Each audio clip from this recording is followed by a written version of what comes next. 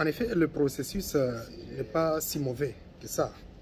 Parce que la plupart des conflits ont fini par mettre les belligérants autour d'une table. Même là où nous avons assisté à des guerres fratricides, nous avons trouvé que par après, enfin, ils se sont mis ensemble autour d'une table pour échanger, trouver une solution qui soit durable. Parce que souvent, une guerre gagnée par la voie des armes n'apporte toujours pas de solution durable.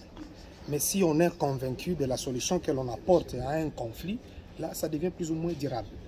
Mais dans l'entretien, il y a des petits soucis que les populations ont, particulièrement les populations de la province du Nord Kivu qui sont directement affectées par les conflits. Il est vrai qu'il y a une délégation congolaise qui se rend aux discussions à Luanda, en Angola, mais on se pose des questions sur le contenu de la JBCR de la délégation congolaise. Quel est le contenu de sa JBCR? Qu'est-ce qu'il y a dans les revendications, en fait, ou les prises de position du gouvernement congolais?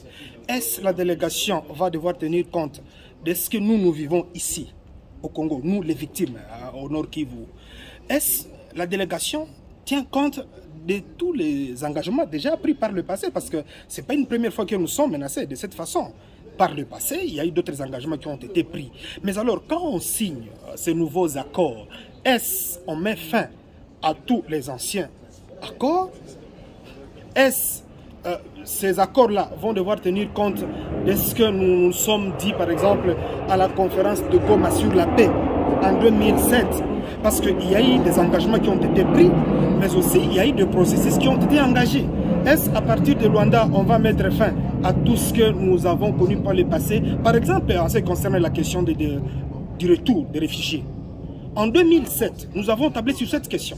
Il y a eu des engagements qui ont été pris. Il y a eu des commissions qui ont été mises en place sur la manière dont on va devoir procéder pour permettre que les Congolais à l'étranger puissent retourner dans leur pays d'origine.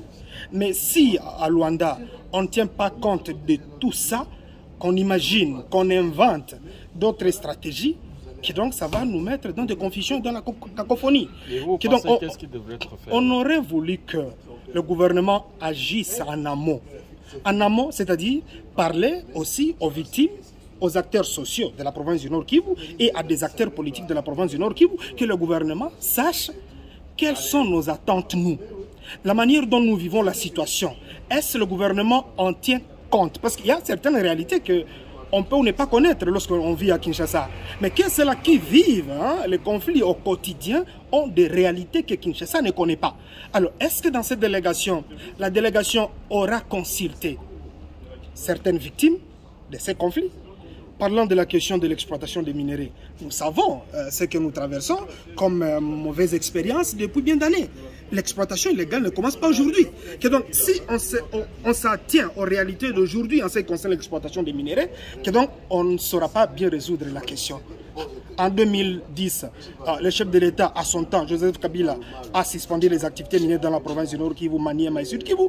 Un peu en 2010, il y a eu la loi Dodd-Frank, la loi américaine, qui interdisait à toutes les entreprises cotées à la bourse américaine de pouvoir s'approvisionner en minerais dans la région parce que la région était en conflit pour éviter que les minerais ne soient qualifiés de minerais de conflit.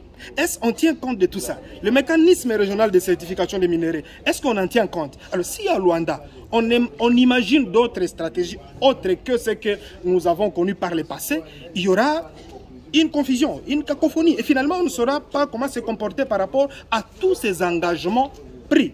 Alors, est-ce ces engagements-là de Luanda vont devoir faire une table rase par rapport à tout ce que nous avons déjà connu par le passé, si on imagine d'autres stratégies en contradiction avec ce que nous avons connu par le passé? Donc, il y a beaucoup trop de soucis, de préoccupations. Et nous, on aurait voulu que le gouvernement, avant qu'il n'aille signer d'autres engagements,